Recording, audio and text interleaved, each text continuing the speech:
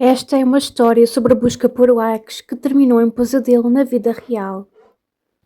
O último vlog, acampamento na Serra Maldita. O trio do canal Exploradores do Limite, Léo, Bia e Caio, estava eufórico. Eles tinham acabado de ultrapassar 1 milhão de inscritos e queriam celebrar com algo grandioso. Uma live de 24 horas, acampando em uma área remota da floresta, conhecida pelas lendas locais de desaparecimentos e natureza selvagem intocada. Fala pessoal, já estamos aqui no coração da mata, disse Bia para a câmara 4K.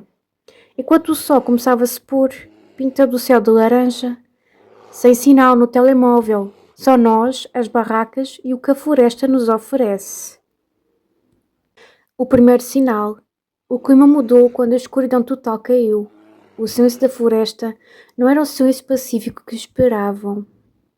Era um silêncio tenso, como se todos os pássaros e insetos tivessem fugido de algo. Enquanto preparavam um pouco de comida sobre a fogueira, Léo, o cinegrafista, travou. Vocês ouviram isso?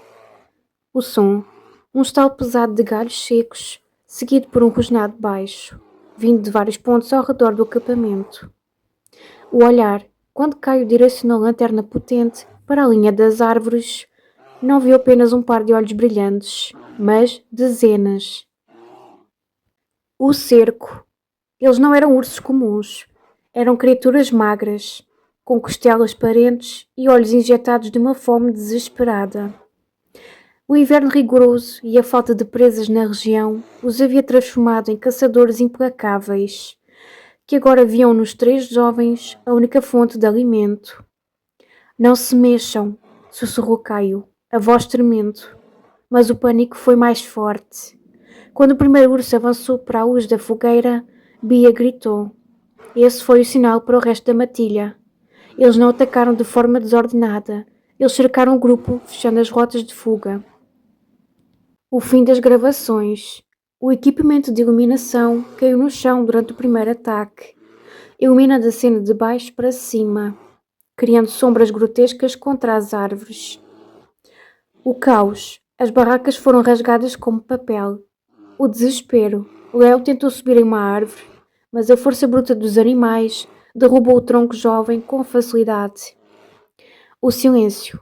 Os gritos de socorro foram rapidamente abafados pelo som da carne sendo rasgada e pelos rosnados de disputa entre os predadores. A câmara ainda ligada, transmitido para o satélite o pouco que restava de bateria, capturou apenas o som do vento e mastigar rítmico e pesado no escuro. Na manhã seguinte, quando as equipas de busca chegaram ao local, guiadas pelo sinal do GPS, encontraram apenas o tripé derrubado e a lente da câmara manchada, gravando o nada. Os exploradores do limite tinham, finalmente, encontrado o limite que nunca deveriam ter cruzado.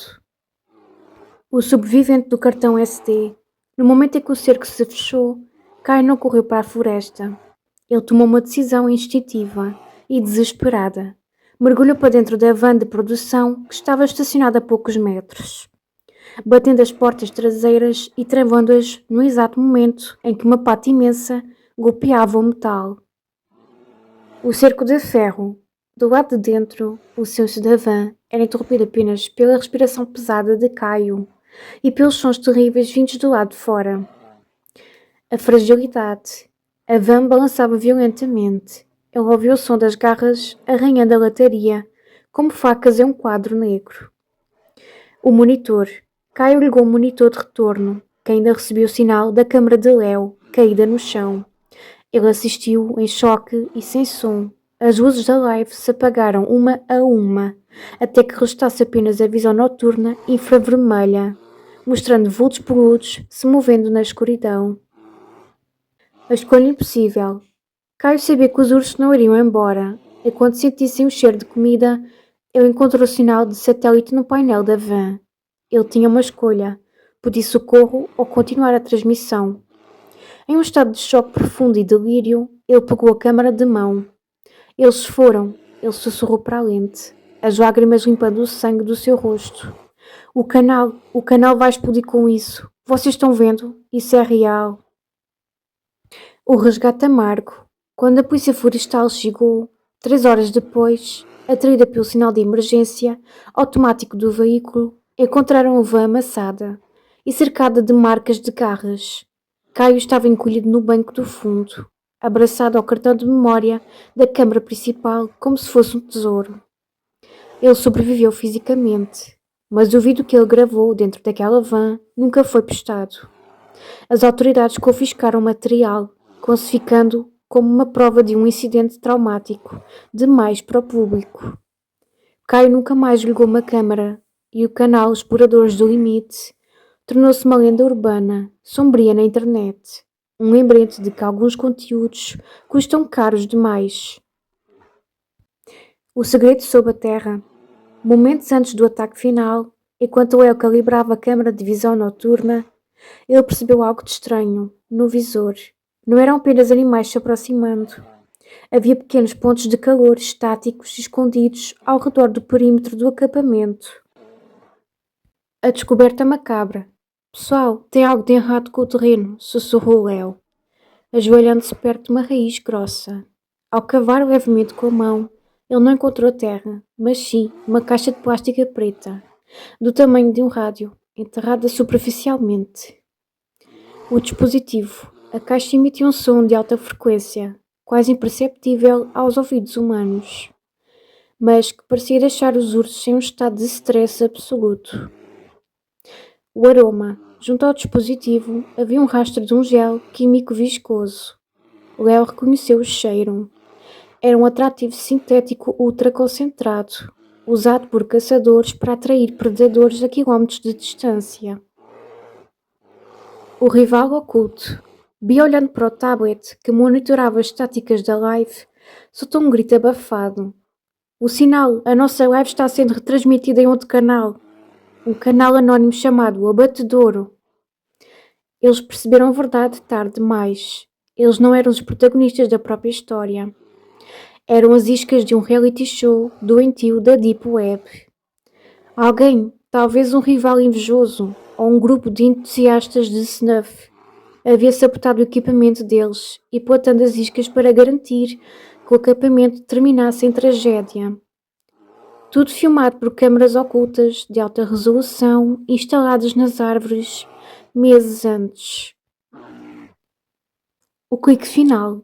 Enquanto os primeiros ursos rompiam a linha das árvores, as luzes de estúdio escondidas na copa das árvores se acenderam de repente, cegando os youtubers, iluminando-os perfeitamente para as câmaras escondidas.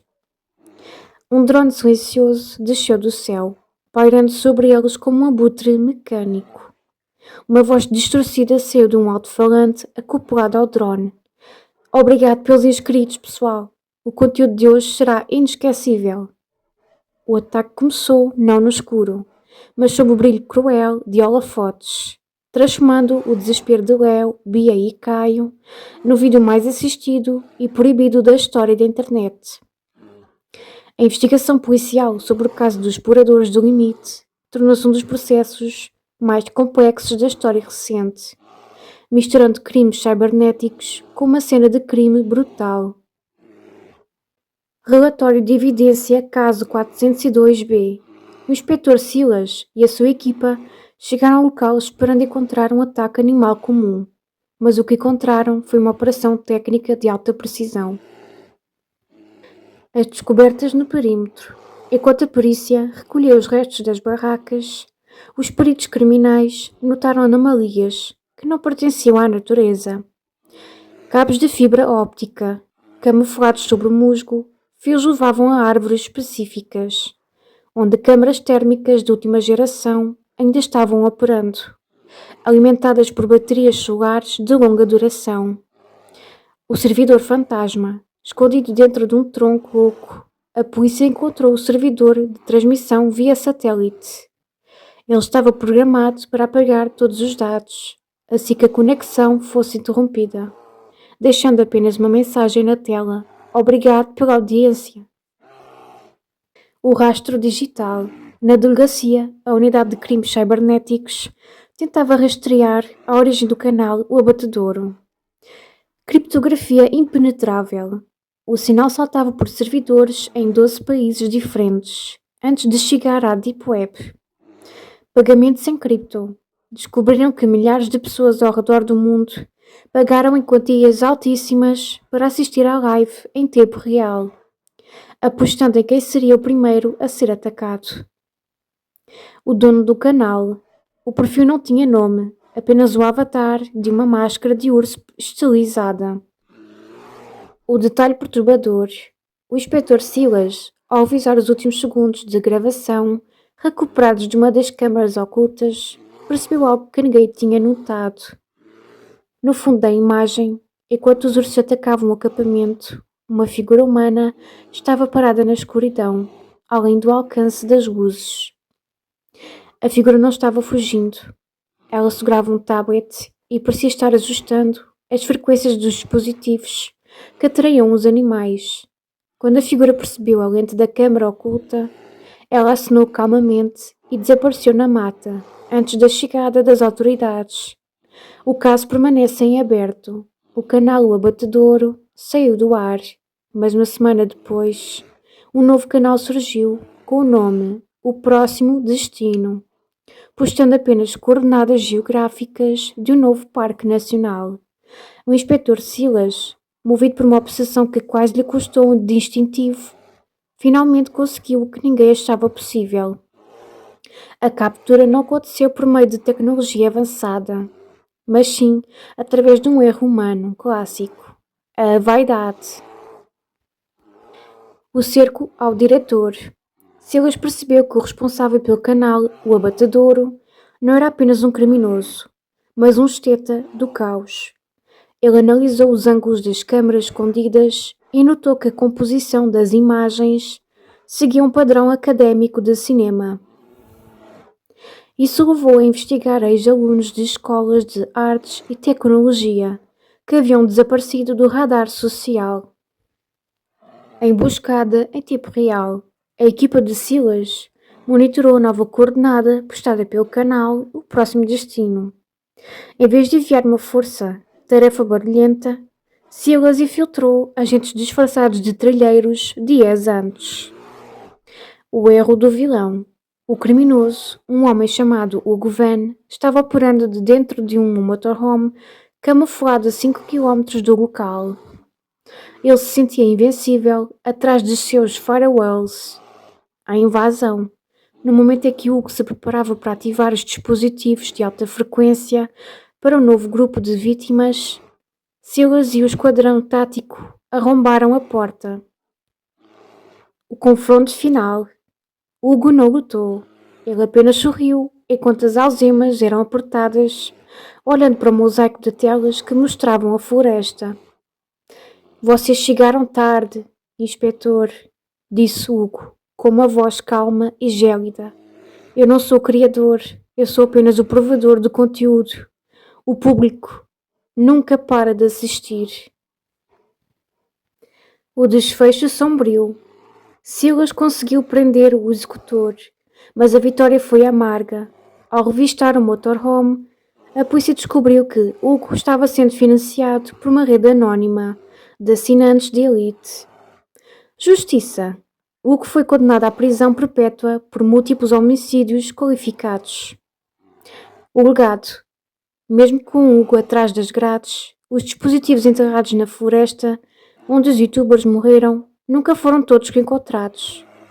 Dizem que, em certas noites, os ursos daquela região ainda se tornam agressivos, sem motivo aparente, como se estivessem esperando o sinal de um diretor que não está mais lá. Ao vasculhar o arquivo pessoal de Hugo Van, o inspetor Silas encontrou evidências de que o ataque aos youtubers não foi um evento isolado, mas o capítulo final de uma obsessão doentia. O arquivo Exploradores. Dentro de uma pasta criptografada, Silas descobriu que Hugo monitorava Léo, Bia e Caio há mais de um ano. O que ele encontrou mudou completamente a percepção do crime. Roteiros prévios. Hugo tinha escrito roteiros para a morte do grupo. Ele havia estudado a personalidade de cada um para prever como reagiriam ao pânico. Havia anotações sobre quem correria primeiro e quem tentaria lutar. A primeira tentativa falha. Silas encontrou vídeos de 3 meses antes. Hugo já tinha tentado atrair ursos para o acampamento anterior do grupo em outro estado, mas naquela vez os animais não morderam a isca. Ele anotou: preciso de uma frequência sonora mais alta e um atrativo mais concentrado. Contratos de patrocínio. O mais perturbador foram as mensagens trocadas com investidores. Hugo recebia fundos para garantir que os equipamentos dos youtubers, câmaras e drones falhassem nos momentos críticos, forçando-os a ficar isolados e sem comunicação. A conexão final. O último item no arquivo era uma foto impressa de Silas, tirada de longe, semanas antes da prisão. No verso, Hugo havia escrito: o inspetor está assistindo. O público adora um herói quase tanto quanto adora uma tragédia. Ele será o próximo protagonista. O desfecho.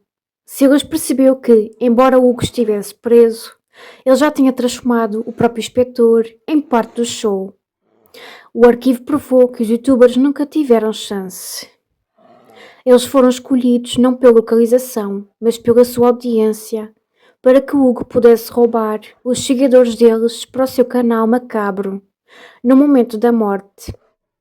Com essas provas, Silas conseguiu desmantelar a rede financeira de Hugo, mas o trauma de saber que cada passo da investigação estava sendo previsto pelo criminoso o fez abandonar a polícia pouco tempo depois. O destino do canal Exploradores do Limite, após a revelação da verdade, tornou-se um fenómeno sociológico e memorial sombrio na internet. O espólio digital. Assim que a investigação de Silas expôs a manipulação de Hugo Van, o canal passou por várias fases. O congelamento e o memorial. A plataforma de vídeos decidiu não excluir o canal, atendendo a pedidos de famílias. Ele foi transformado em um canal memorial. Os comentários foram desativados para evitar teorias da conspiração e ataques de trolls. O último vídeo postado, a live interrompida, foi removido pela polícia, permanecendo apenas os conteúdos antigos, onde os três ainda estavam felizes e alheios ao perigo. A explosão de inscritos, o efeito póstumo. Em uma ironia cruel que o governo já havia previsto, o número de inscritos saltou de 1 milhão para 15 milhões em poucas semanas. O mundo inteiro queria ver quem eram as vítimas do crime que chocou a rede. A curiosidade mórbida transformou os vídeos de acampamentos antigos em recordistas de visualizações. O documentário A Isca. 2 anos depois, as famílias de Léo, Bia e Caio autorizaram a produção de um documentário oficial, usando as imagens de arquivo. O objetivo foi alertar outros criadores de conteúdo sobre os perigos da exposição extrema e da falta de segurança em locais remotos. Todo o lucro gerado pelas visualizações remanescentes do canal e pelo documentário foi revertido para uma fundação que ajuda no treinamento de buscas de salvamento, na preservação de parques nacionais. O legado sombrio. Apesar dos esforços positivos, o canal ainda é citado em fóruns de true crime como o maior exemplo de como a busca por curtidas pode tornar alguém vulnerável a mentes perversas. O vídeo de introdução do canal, onde eles dizem "Nós vamos onde ninguém mais ousa ir", hoje é lido pelos fãs como um aviso triste e profético. A história dos Exploradores do Limite terminou como um alerta. Na era digital, às vezes o predador não está apenas na floresta, mas observando através da tela. Muito obrigado por assistirem ao meu canal. Não se esqueça de deixarem like e subscreverem. Até à próxima!